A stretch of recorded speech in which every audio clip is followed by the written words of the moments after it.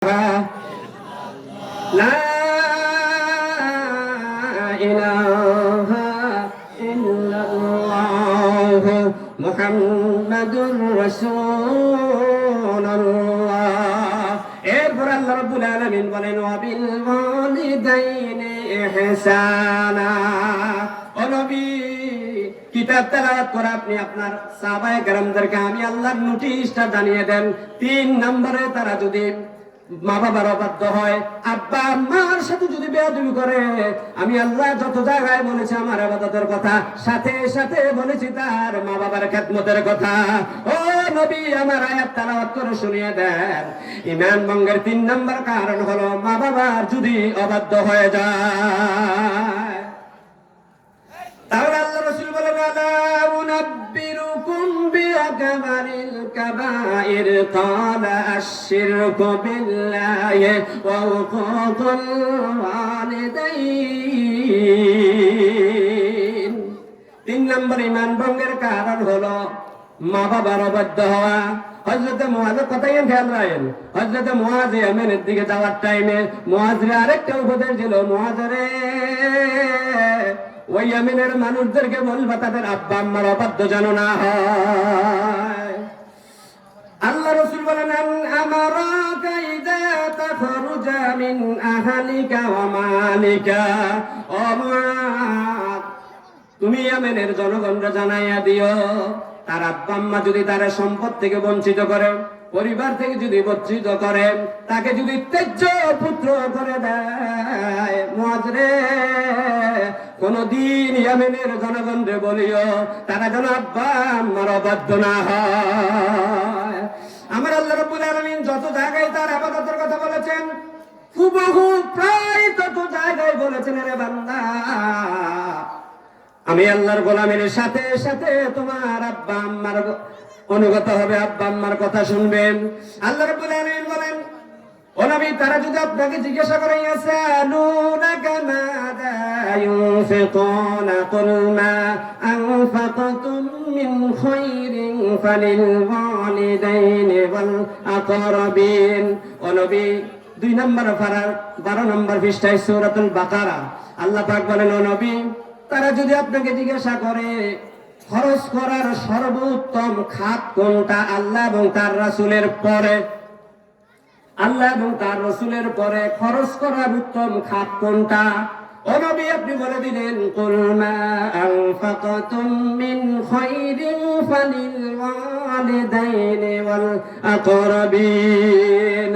ও নবী, আপনার সাহাবায়ে কেরামদেরকে আমি আল্লাহর আয়াত তেলাওয়াত করে শুনিয়ে দেন, তাদের খরচ করার উত্তম সেক্টর, উত্তম ক্ষেত্র হলো তার আব্বা আম্মার জন্য খরচ করা। সুবহানাল্লাহ। আল্লাহ রাসূল বলেন হুমা জান্নাতুকা ওয়া নারুকা। তোমার আব্বা আম্মা তোমার জান্নাত, তোমার আব্বা আম্মা তোমার জাহান্নাম। যদি আব্বা আম্মাকে সন্তুষ্ট করতে পারো, আল্লাহর জান্নাতে যেতে পারবে ঈমান থাকলে। আব্বা আম্মাকে যদি অসন্তুষ্ট করো, আল্লাহর জাহান্নাম তোমার জন্য নির্ধারিত হয়ে আছে। নাউযুবিল্লাহ। আল্লাহ রাব্বুল আলামিন বলেন আতাদা রাব্বুকা আল্লা তা'বুদু ইল্লা ইয়্যাহু ওয়া বিল ওয়ালিদাইনি ইহসানা। আল্লাহ রাব্বুল আলামিন বলেন তোমার রবের সিদ্ধান্ত হলো এটা, এক আল্লাহ ছাড়া আর কারো গোলামি করা যাবে না। 2 নম্বর হলো তোমার আব্বা আম্মার খেদমত করবা, এটা তোমার রবের সিদ্ধান্ত। সুবহানাল্লাহ। আমার ভাইয়ের আল্লাহ রাব্বুল আলামিন আরেক জায়গায় বলেন ওয়াসাইনাল ইনসানা বিওয়ালিদাইহি ইহসানা হামালাতুহু উম্মুহু কুরহান ওয়া ওয়াদাতুহু কুরহা। আল্লাহ রাব্বুল আলামিন বলেন ওয়াসাইনাল ইনসান, আমি মানুষদেরকে নির্দেশনা দিয়ে দিয়েছি, অর্ডার দিয়ে দিয়েছি। ওয়াসাইনাল ইনসানা বিওয়ালিদাইহি ইহসানা, আব্বা আম্মার সাথে নম্র ভদ্র আচরণ করবেন। এক সাহাবী এসে বললেন ইয়া রাসূলুল্লাহ মান আহাক্কু বিহুসনি সুহবাতি। আয় আমার রাসূল, আপনার পরে কে আমার কাছে সেরা মহব্বত পাবে, সেরা সম্মান পাবে, সেরা ভালোবাসা পাবে, সেরা খরচ কার জন্য হবে? হুজুর বললেন ক্বালা উম্মুকা। এরপর ওই সাহাবী বললেন সুম্মা ক্বাল, তারপরে কে? হুজুর বললেন তোমার মা। ক্বালা উম্মুকা, আবার বললেন সুম্মা ক্বাল, তারপরে কে? হুজুর বললেন তোমার মা। আপনি তাফাজ্জুল চান নেই কে? এই শামসু ভাই নেই, আপনি মাওলানা শামসুল ইসলাম নেই, আরে প্রতাপগঞ্জ স্কুলের শিক্ষক নেই কে? হ্যাঁ, ও আমি বলছি মাওলানা শামসুল ইসলাম এত বড় স্কুলের শিক্ষক কিন্তু বইতে কাটে না। কি কথা বলতে চাইছিলাম? ও সাহাবী এসে বললেন, ইয়া রাসূলুল্লাহ, আমার থেকে সবচাইতে সেরা ভদ্র আচরণ, সেরা খরচ কার জন্য হবে? হুজুর বললেন তোমার মা। সাহাবীর মনে বুঝেন, আবার বললেন হুজুর তারপরে কে? হুজুর বললেন তোমার মা। তারপরে বললেন কে? হুজুর বললেন তোমার মা। তিনবার বললেন, কয়বার? চতুর্থবার বললেন সুম্মা আবুকা, তোমার আব্বা। এরপরে বললেন সুম্মা আবনাকা, তোমার প্রতিবেশী। তাহলে আল্লাহ রাসূল বলেছেন মায়ের কথা কয়বার? আরো জোরে বলেন, মায়ের কথা কয়বার বলেছেন? তিনবার। তাহলে মা কার কার আছে একটু দুই হাত তুলে দেখায়। যাদের আব্বা আম্মা দুজন আছে তারা দুই হাত উঠান, আর যাদের আম্মা আছে তারা এক হাত উঠান। যাদের আব্বা আছে, আমার আব্বা মারা গেছে, আম্মা আছে, আলহামদুলিল্লাহ। খেদমত করবেন তো? খেদমত করবেন তো?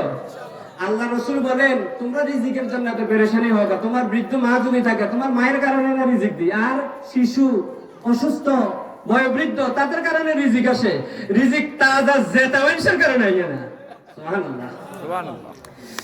আমার ভাইরা, তাহলে ঈমান ভঙ্গের 3 নম্বর কারণ হচ্ছে, বিশ্বনবী বলেছেন ঈমান ভঙ্গের 3 নম্বর কারণ হচ্ছে পিতামাতার অবাধ্য হওয়া। এরপর আল্লাহ রাব্বুল আলামিনও বলেছেন ভয়ঙ্কর যে অপরাধগুলো, তার ভিতরে 3 নম্বর হলো মা বাবার অবাধ্য হওয়া। এরপরে 4 নম্বর হলো নির্লজ্জ কাজ করা, বেহায়াপনা কাজ করা।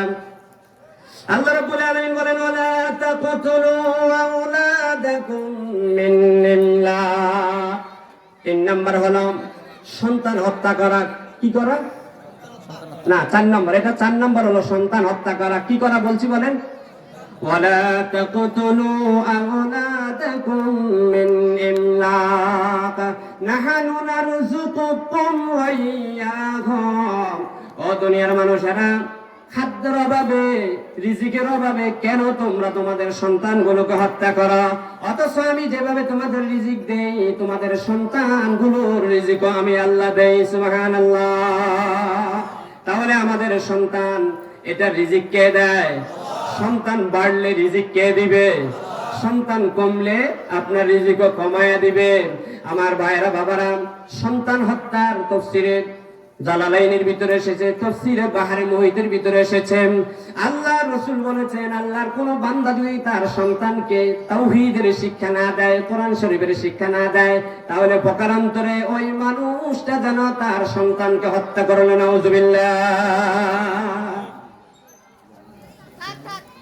আল্লাহ রাব্বুল আলামিন বলেন ওয়া আহইয়াইনা মাইতাতান, জীবন্ত ওই মানুষগুলো মৃত যাদের কাছে তাওহীদের জ্ঞান নেই। মানুষগুলো জীবিত দেখতে দেখা যায়, তাদের রূহ আছে, হাত পা আছে, নড়াচড়া করে, বাজারে যায়, ব্যবসা বাণিজ্য করে, কিন্তু আমার আল্লাহ বলে ওয়া আহইয়াইনা মাইতাতান, এই জীবিত মানুষগুলো তোমাদের চোখে জীবিত হতে পারে, কিন্তু এই মানুষগুলো আস্তা মৃত। এই আয়াতের তাফসীরে উলামায়ে কেরাম বলেছেন যারা দ্বীন ইলম জানে না, তাওহীদ জানে না, রিসালাত জানে না, আখিরাত জানে না, পরকাল কি জানে না, তাওহীদের জ্ঞান নাই, রিসালাতের জ্ঞান নাই, কোরআন শরীফের জ্ঞান নাই, এই মানুষগুলো জীবিত হতে পারে কিন্তু এই মানুষগুলো মৃত। আমার আল্লাহ এর জন্য বললেন ওয়ালা তাকতুলু আওলাদাকুম মিন ইমলাক। দুনিয়া আসার আগে এক ধরনের বন্ধ করেন, এটা মানুষ সন্তান হত্যার শামিল। সন্তান বাচ্চা আকারে মায়ের গর্ভে আকৃতি ধারণ করেছে, ওই বাচ্চাগুলোকে ডিএনসি করে বিভিন্ন হাসপাতালে বিভিন্ন কায়দা কানুন করে সন্তানগুলো হত্যা করে কিনা, এই জঘন্য অপরাধ যদি করে, আল্লাহ রাব্বুল আলামিন বলেন তাদেরও ঈমান নষ্ট হয়ে যাবে। নাউযুবিল্লাহ। ঈমান নষ্ট হয়ে যাওয়ার পরে তাওবা নসুহা করা ছাড়া তাদের ঈমানটা নবায়ন হবে না। আমার ভাইরা বাবারা, এই দেশে বহু নারী পরক্রিয়ায় আসক্ত হয়ে যায়।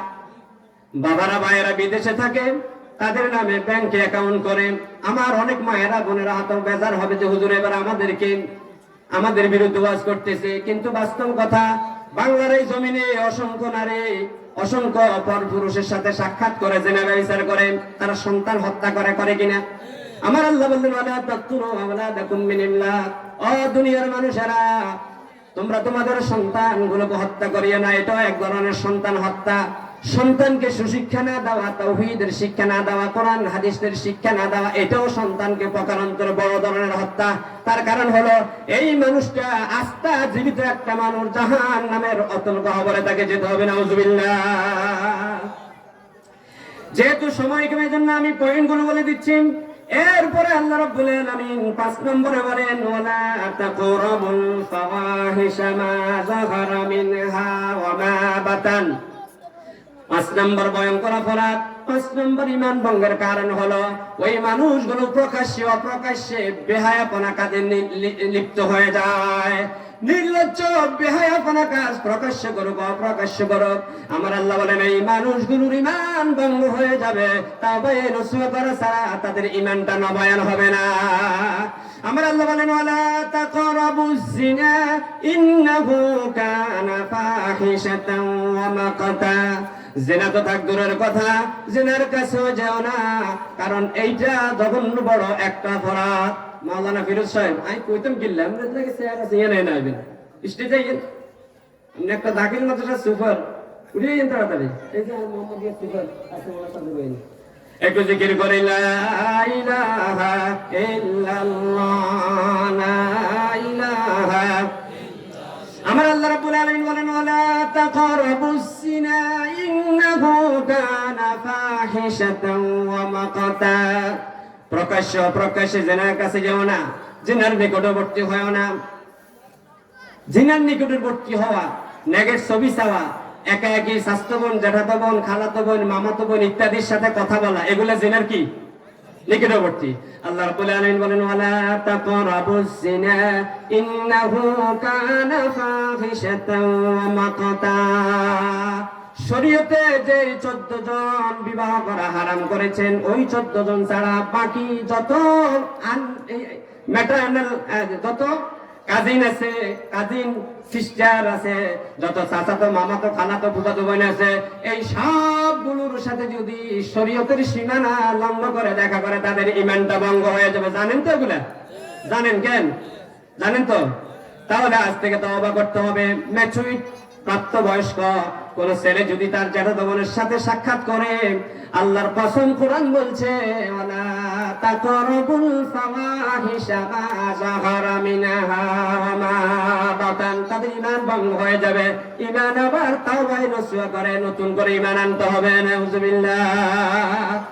আমার ভাইরা, বিশ্বনবী জনাব মুহাম্মদুর রাসূলুল্লাহ জবান ছেড়ে দিয়ে বলুন সাল্লাল্লাহু আলাইহি ওয়াসাল্লাম বলেছেন মাইয়াজমান লিমা বাইনা লাহিয়াইহি ওয়া রিজলাইহি আজমান লাহুল জান্নাহ। ও আমার সাহাবীরা রে, তোমরা যদি দুটো জিনিসের জিম্মাদার হতে পারো, দুটো জিনিসের দায়িত্ব যদি নিতে পারো, আমি আল্লাহ রাসূল তোমাদের জন্য জান্নাতের জিম্মাদার হয়ে যাব। সুবহানাল্লাহ। এক নম্বরে প্রকাশ্যে অপ্রকাশ্যে তোমার লজ্জাস্থানটা হেফাজত করবে, ইল্লা বিল হাক্কে, বৈধ পন্থায় তোমার স্বামী ছাড়া দুনিয়ার আর কারোর সাথে মিসইউজ করা যাবে না। ও পুরুষরা, তোমার স্ত্রী ছাড়া দুনিয়ার আর কোন নারীর সাথে তুমি মিসইউজ করা যাবে না। আমার আল্লাহ সূরাতুল মুমিনুনে মুমিনরা সফল হবে সেখানে 7টি বৈশিষ্ট্য। একটা বৈশিষ্ট্য হচ্ছে ওয়াল্লাযীনা হুম লিফুরুজিহিম ইউহাফিজুন, যারা তাদের লজ্জাস্থানকে হেফাজত করেন, যারা তাদের সতীত্বকে হেফাজত করে, আল্লাহ বলে এই মানুষগুলো সফল কাম হয়ে গিয়েছে। সুবহানাল্লাহ। আমার রাসূলের জন্য বললেন মাইয়াজমান লিমা বাইনা লাহিয়াইহি ওয়া ফি রিওয়ায়াতিন লাহিয়াইহি আজমান লাহুল জান্নাহ। আল্লাহ রাসূল বলেন আন সাহাল ইবনে সাদ রাদিয়াল্লাহু তাআলা আনহু থেকে বর্ণিত, বিশ্বনবী ফরমায় ও আমার সাহাবীরা, লজ্জাস্থানের হেফাজত যদি করতে পারো, জবানের হেফাজত যদি করতে পারো রে, আমি আল্লাহ রাসূল তোমাদের জন্য জান্নাতের জিম্মাদার হয়ে যাব। সুবহানাল্লাহ। আমার ভাইয়েরা সূরাতুল আহজাবের 36 নম্বর আয়াত 22 নম্বর পারার প্রথম নম্বর পৃষ্ঠার শেষ আয়াতে আল্লাহ পাক বললেন ওয়াল হাফিজিনা ফুরুজাহুম ওয়াল হাফিজাত ওয়ায-যাকিরিনা আল্লাহা কাসীরান ওয়ায-যাকিরাত। আল্লাহ রাব্বুল আলামিন বলেন জান্নাতের মালিক তারাই হবে, মহান ক্ষমার মালিক তারা হবে, জান্নাতুল ফিরদাউসের মালিক তারা হবে যাদের ভিতরে 10টি বৈশিষ্ট্য আছে। তার ভিতরে 9 নম্বর বৈশিষ্ট্য হলো যারা তাদের লজ্জাস্থানকে হেফাজত করে। সুবহানাল্লাহ। আমার ভাইরা, আল্লাহ রাসূল সাল্লাল্লাহু আলাইহি ওয়াসাল্লাম বলেছেন 3টি কারণে মানুষকে হত্যা করা হয়। কয়টি কারণে? 3টি কারণে। কয়টি কারণে? 3টি কারণে মানুষ হত্যা করা যায়। 1 নম্বর কারণ হলো কেউ যদি ইচ্ছাকৃতভাবে অন্যায়ভাবে কোনো মুসলমানকে হত্যা করেন তাহলে তার মৃত্যুদণ্ড হলো হত্যা। আরেকটা হলো কোনো মানুষ যদি ইসলাম ধর্ম কবুল করার পরে মুরতাদ হয়ে যায়, ওমাইয়ার তাদিব বিনকুম আন দীনিহি ফায়ামুতু হুয়া কাফির, ওই মুরতাদ হওয়ার কারণে তাকেও হত্যা করা যাবে। 3 নম্বরে কোন মানুষ যদি বিবাহিত হয়, বিবাহিত হওয়ার পরে যদি জিনা করে ওই মানুষটাকে মৃত্যুদণ্ড দেওয়া যাবে। এজন্য আমার আল্লাহ যত জায়গায় বলেছে ওয়ালা তাকতুলু আওলাদাকুম ওয়ালা তাকতুলুন নাফসাল্লাতী ইল্লা বিল হক, তোমরা মানুষ হত্যা করিও না, তবে হত্যা করার জন্য 3টি বৈধ কারণ আছে। একটা বৈধ কারণ হলো কোন বিবাহিত মানুষ যদি জিনা করে তাহলে তাকে প্রাণদণ্ড দিতে হবে। নাউজুবিল্লাহ। আল্লাহ রাব্বুল আলামিন বলেন আস-সানিয়াতু ওয়াস-সানি ফাজলিদু কুল্লা ওয়াহিদিন মিনহুমা মিয়াতা জালদা। এই সব কথাগুলো কোথা থেকে বলছি? কোরআন শরীফ থেকে। কারণ প্রথমে তো বলছি, আল্লাহ বলছে উতলু মা উহিয়া ইলাইকা মিনাল কিতাব কুল তাআলা আতলু। ও নবী আপনি তেলাওয়াত করে কোরআনের বিধানগুলো জানায়া দেন।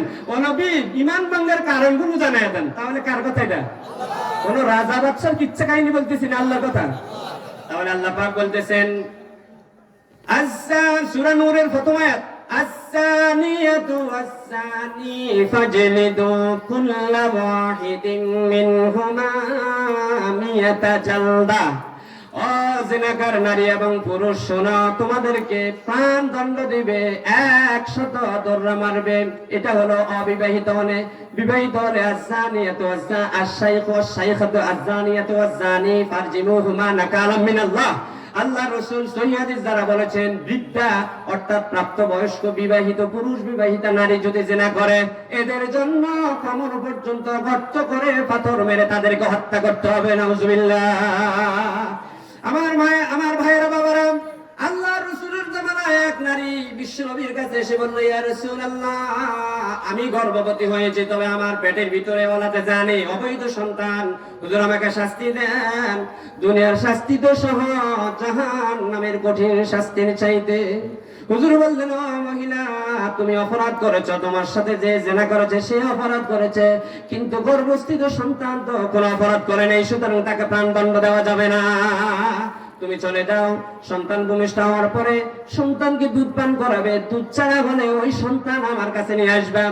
চলে গেলেন, ভূমিষ্ঠ হলো, সন্তানকে 2 বছর দুধ পান করালো। আসার টাইমে সন্তানকে গোল করে নিয়ে আসলো, হাতে একটা রুটি। হুজুরে বললেন ইয়া রাসূলুল্লাহ এই তো আমার সন্তান, রুটি দিচ্ছি, রুটি খাচ্ছে, দুধ ক্ষমা করাইছে, দুধ পান শেষ করেছে। ইয়া রাসূলুল্লাহ শরীয়ত অনুযায়ী আমাকে শাস্তি দিয়া দেন।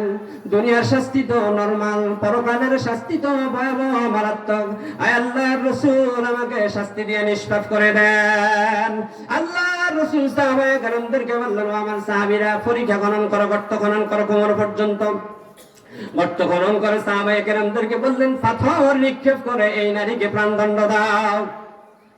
একজন সাহাবীর গায়ে ওই নারীকে যে পাথর মেরে প্রাণদণ্ড দিচ্ছে, রক্তের একটা ছিটকা একজন সাহাবীর গায়ে পড়লো। সাহাবীর নাকটা ছিটকাইলো, একটু একটু এনকার করলো। আল্লাহর রাসূল বললেন ও আমার সাহাবী রে,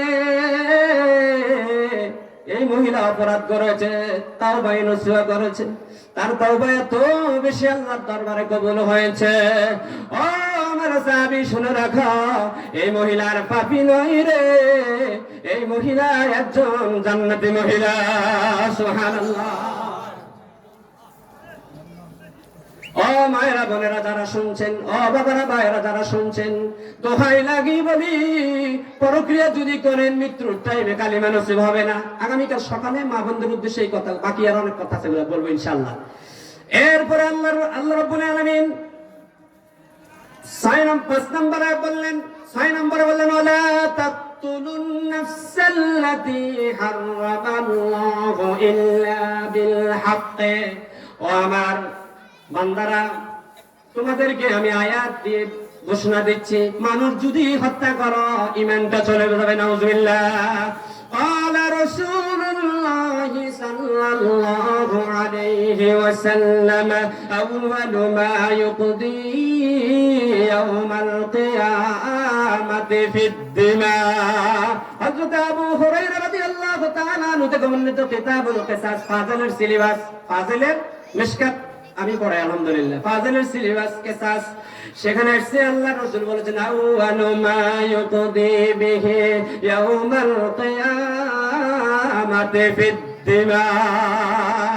আল্লাহ রাসূল বলেছেন কিয়ামতের দিন ফৌজদারি অপরাধের ভিতরে মানুষ হত্যার বিচারটা আগে হবে, আল্লাহর হকের বিষয়ে নামাজের হিসাবটা আগে হবে। আরেকটি হাদিস শরীফে হুজুর বলেছেন আউয়ালু মা ইউহাসাবু বিহিল আবদু ইয়াউমাল কিয়ামাতিস সালাহ। কিয়ামতের দিন নামাজের হিসাব সর্বপ্রথম হবে। এখন তারুজ লেগে গেছে, কেমনে দফা করবেন, কেমনে সমাধান দিবেন। উলামায়ে কেরাম মুহাদ্দিসে ইজাম বলেছেন, এবং আরেকটি হাদিস শরীফে দুটোটা এসেছে, কিয়ামতের দিন আল্লাহ পাক ইবাদতের ক্ষেত্রে প্রথম বিচার করবেন নামাজের, আর ফৌজদারি অপরাধ মানুষের বান্দার হকের ক্ষেত্রে প্রথম ফাইলটা উঠাবেন, প্রথম ফয়সালা দিবেন মানুষ হত্যার। নাউযুবিল্লাহ। এজন্য আমার আল্লাহ বলেন ওয়ালা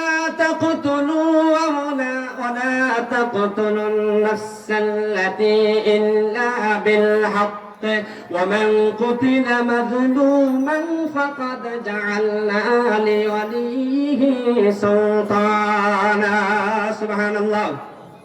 তাহলে মানুষ হত্যা করা মহাপাপ। মানুষ হত্যার সাথে যদি কেউ সরাসরি হলে তো এই দাগে দোষী, ইঙ্গিতে ইশারায়, তারপরে পরোক্ষভাবে যদি জড়িত হয়ে যায়, এই মানুষটাকে আল্লাহ পাক কিয়ামতের দিন জাহান্নামের ভিতরে ফাটায়া দিবেন। আমার ভাইরা বাবারা, হাদিস শরীফের ভিতরে এসেছেন ইন্নাল মাকতুল ইয়াজিউ ইয়াউমাল কিয়ামাতি বিল কাতিল। বিশ্বনবী বলেন কিয়ামতের দিন মাকতুল যাকে শহীদ করা হয়েছে, যাকে হত্যা করা হয়েছে, সে কাতিলকে নিয়ে আসবে আল্লাহর দরবারে। আসি বলবে সাআলনি ইয়া রাব্বাল আলামিন ফিমা কাতালানি। ওগো আমার আল্লাহ, এই লোকটাকে জিজ্ঞাসা করেন, কেন গো মাওলা এই লোকটা আমাকে হত্যা করেছে? এই লোকটা দিবে ক্বালা ফুলানুন বিমিলাকিল মালিকে। সে বলবে আমি তো করি নাই, আমার বড় ভাই, আমার ঊর্ধ্বতন কর্তৃপক্ষ আমাকে অর্ডার দিয়েছে। এরকম আছে কিনা? আছে কিনা? উপরের অর্ডার, আপনাকে হত্যা করতে হবে, ক্রস ফায়ার দিতে হবে। বিগত 17টি বছর এই বাংলার অসংখ্য মানুষগুলোকে ক্রস ফায়ার দিয়ে এই বাংলাদেশের বিডিআর বিদ্রোহ করেছিল। অসংখ্য মানুষগুলোকে বিডিআর বিদ্রোহের নামে ইন্ডিয়ার রয়ের ষড়যন্ত্র করে আমাদের দেশের ঊর্ধ্বতন কর্তৃপক্ষের ইশারায় বিডিআর বিদ্রোহের মাধ্যমে অসংখ্য সেনা অফিসার হত্যা করা হয়েছে কিনা? আমার আল্লাহ বলেন ওয়ালা তাকতুলুন নাফসাল্লাতী হারামাল্লাহু ইল্লা বিল হক ওয়ালা ইয়াজনুন ওয়া মান ইয়াফআল যালিকা ইয়ালকা আতামা। যারা মানুষ হত্যার সাথে জড়িত, এরা কিয়ামতের দিন বিশাল পাপের বোঝা নিয়ে আল্লাহর দরবারে উঠবে। নাউযুবিল্লাহ। ও ইসরায়েলের প্রধানমন্ত্রী, তোমার কপাল বড়ই খারাপ। ও নরেন্দ্র মোদী, তোমার কপাল বড়ই খারাপ। তুমি ইশারা ইঙ্গিতে ইচ্ছাকৃতভাবে অসংখ্য মানুষকে তুমি হত্যা করেছ। জেনে রাখো, তোমার কিয়ামতের দিন জাহান্নামের হাবিয়া দোজখ ছাড়া আর কোনো উপায় নাই। আল্লাহ রাসূল সাল্লাল্লাহু আলাইহি ওয়াসাল্লাম একদিন সাহাবায়ে কেরামকে বলল, আমার সাহাবীরা শোনো, আতাদরুনা মাল মুফলিস। ও আমার সাহাবীরা রে, তোমরা কি জানোনি হাসরের ময়দানে অসহায় কারা? হুজুর না, ইন্নাল মুফলিস আতাদরুনা মাল মুফলিস, ও আমার সাহাবীরা তোমরা জানোনি অসহায় কারা, টাকা পয়সা নাই কাদের? হুজুর যাদের টাকা পয়সা আছে তারা তো অসহায় হতে পারে না, যাদের টাকা পয়সা নাই তারা অসহায়। হুজুর বললেন না, ইন্নাল মুফলিসা মিন উম্মতি মাইয়াতি ইয়াউমাল কিয়ামাতি বিসালাতিন ওয়া সিয়ামিন ওয়া যাকাতিন, আমার উম্মতের ভিতরে অসহায় হবে ওরা যারা হাসরের ময়দানে নামাজের রোজা নিয়ে আসবে, নামাজের সওয়াব নিয়ে আসবে, রোজার সওয়াব নিয়ে আসবে, হজের সওয়াব নিয়ে আসবে, কোরআন তেলাওয়াতের সওয়াব নিয়ে আসবে, বিভিন্ন জায়গায় বিভিন্ন দান অনুদান করেছে এই সওয়াব নিয়ে আসবে। হাসরের ময়দানে ওই ব্যক্তি যখন দাঁড়াবে তার ডান পাশে সব ইবাদতের সওয়াবগুলো দাঁড়িয়ে বিশাল আকারে হয়ে যাবে। বাম পাশে যেই মানুষগুলোর উপর অত্যাচার করেছিল একটা একটা করে ওই মানুষগুলো আসবে, আল্লাহর কাছে বলবে রব্বুল আলামিন ওয়াসাফাকা দামাহাযা, আল্লাহ বলবে কিউ কিল্লাইছো, রব্বুল আলামিন ওয়াসাফাকা দামাহাযা, ওয়াসাফাকা একটা রক্তপাত করছে, আমারে জবাই করছে, আমি বিরোধী দলের কর্মী ছিলাম, হাদির পাড়াতে জান ধরছে, রাতে ধারালো অস্ত্র দিয়ে আমারে জবাই করে দিছে, এরকম করছে কিনা?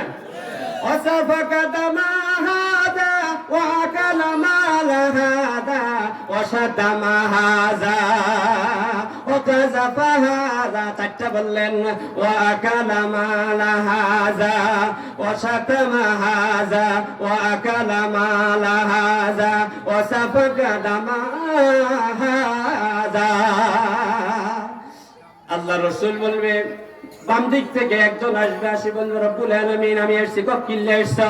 আমার রব্বুল আলামিনের কাছে ওই ব্যক্তি বলবে রব্বুল আলামিন এত দুনিয়ায় ক্ষমতাশালী ছিল, এলাকার মেম্বার ছিল, চেয়ারম্যান ছিল, তার দল ক্ষমতায় ছিল, মুহূর্তের ভিতরে 7টা 10টা গুন্ডা, 10টা হুন্ডা দিয়ে 20টা গুন্ডা নিয়ে আসতো, আমার মাছ বাজার, আমার মাছের ঘের দখল করে ফেলেছে, আমার মার্কেট ধ্বংস করে ফেলেছে।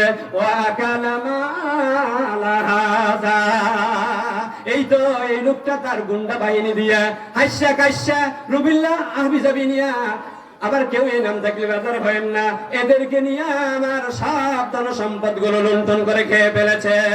আল্লাহ এই লোকটি শিক্ষিত ছিল, কলমের মাইর ফেস আমি বুঝতাম না, আমার জমিটারে খতিয়ান উঠাইয়া দিয়া আমার কত হাজার হাজার টাকা নষ্ট করেছে।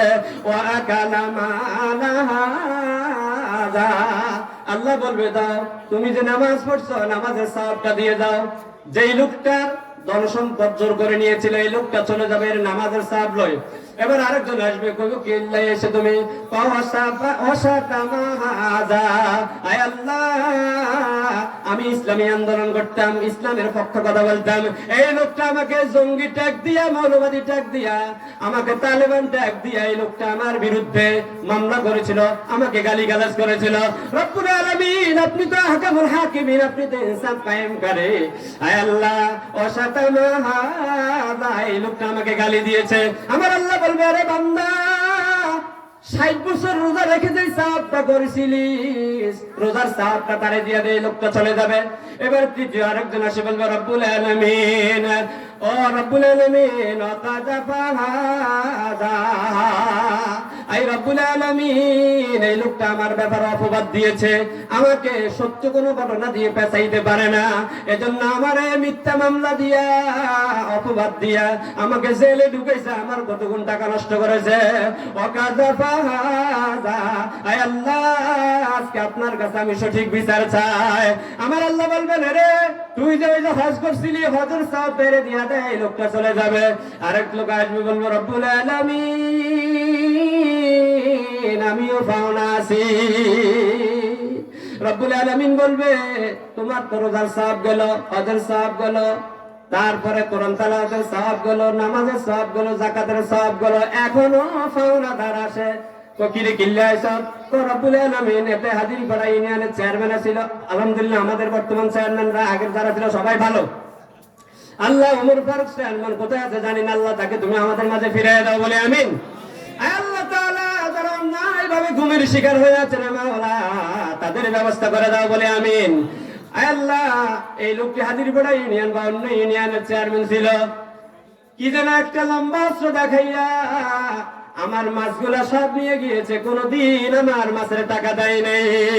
আমার রব্বুল আলামিন বলবে এবার তোমার বাকি যে ইবাদত আছে সেগুলা তো শেষ, এবার ওই লোকটার গুনাহগুলো তোমার মাথায় নিয়ে নাও। আমার রব্বুল আলামিন বললেন আমার রাসূল ওয়াদা দিয়ে দিয়েছেন সুম্মা তুরিহাত ফাতুরিহা আলাইহি ফিন্নার। এবার আমার আল্লাহ মালিকরে ডাকবো। মালিকের চিনেননি? চিনেননি মালিকরে? ফেরেশতাদের যিনি সেনাপতি, মানে জাহান্নামী ফেরেশতাদের দায়িত্বরত, তাকে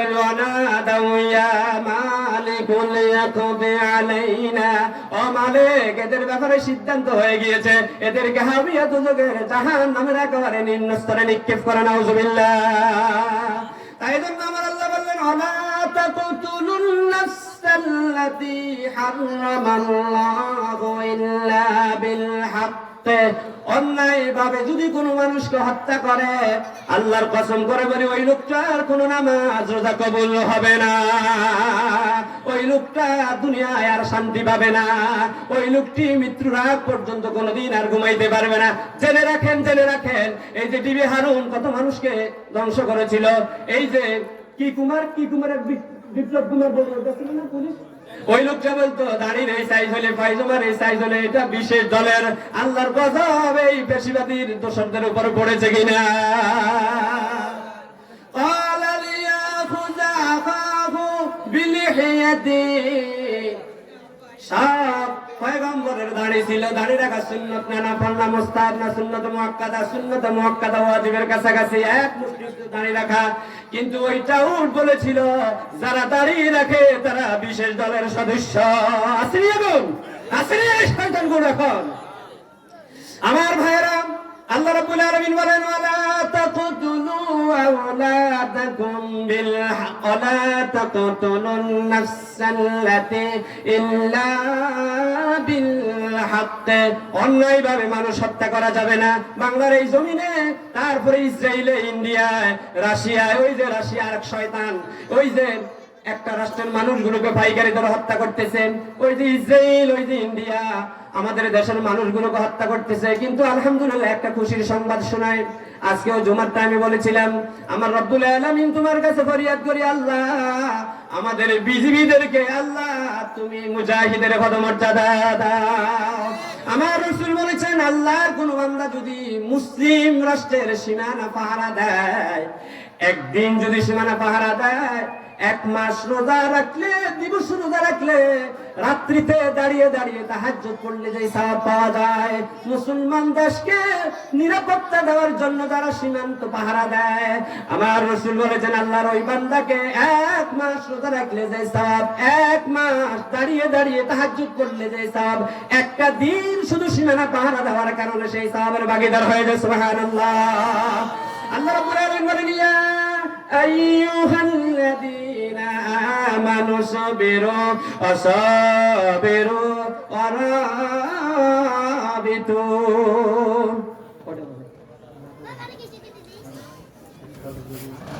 আলহামদুলিল্লাহ, আমি আসলে অনেক লম্বা সূরা নিয়েছিলাম। তাহলে ঈমান ভঙ্গের আর কয়েকটি কারণ আছেন। বিশ্বনবী বলেছেন ঈমান ভঙ্গের, এরপরে ঈমান ভঙ্গের আরেকটি কারণ হলো এতিমের সম্পদগুলো আত্মসাৎ করা।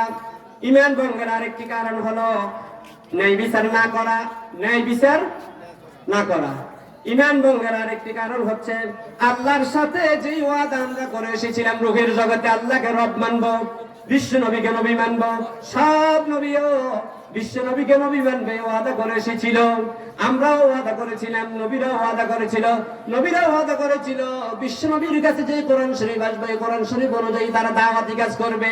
আল্লাহর কাছে ওয়াদা দিয়ে এসেছিল। আমরা সবাই বলেছি আল্লাহ তোমাকে রব মানবো, ওয়াদা দিয়ে এসেছিলাম কিনা? এই ওয়াদা যারা পালন করবে না, এই মানুষগুলোর ঈমান নষ্ট হয়ে যাবেন। 10 নম্বরে আল্লাহ রাব্বুল আলামিনের সাথে যে ওয়াদা, সেই ওয়াদা যদি পালন না করে ঈমান নষ্ট হয়ে যাবে। 11 নম্বর ঈমান ভঙ্গের কারণ হলো আল্লাহ রাব্বুল আলামিন বলেন ওয়ালা তাত্তাবিউস সুবুলা ফাতাফাররাকা বিকুম আন সাবিলি। আল্লাহ রাব্বুল আলামিন বলেন ওয়া আন্না হাযা সিরাত মুস্তাকিমা। এই যে সূরাতুল আনামের 151-52-53 নম্বর আয়াতে মোট 11টি ঈমান ধ্বংসের কারণ, ঈমান ভঙ্গের কারণটা বর্ণনা করলেন। আল্লাহ রাব্বুল আলামিন বলেন, এই সব কিছু যদি মানো, ওয়া আন্না হাযা সিরাতি মুস্তাকিমা, এটা সহজ সরল জান্নাতের রাস্তা, সুবহানাল্লাহ। এই রাস্তা থেকে যদি বিচ্যুত হয়ে যাও, ওয়ালা তাত্তাবিউস সুবুলা ফাতাফাররাকা বিকুম আন সাবিলি, এই রাস্তা থেকে যদি বিচ্যুত হয়ে মানব রচিত কোন মন্ত্র তন্ত্রের পিছনে দৌড়াও, তোমার ঈমানটা ভঙ্গ হয়ে যাবে, নাউজুবিল্লাহ। সম্মানিত হাজিরিন, আমি ঈমান ভঙ্গের 10টি কারণ নিয়ে আলোচনা করার শুরু করেছি।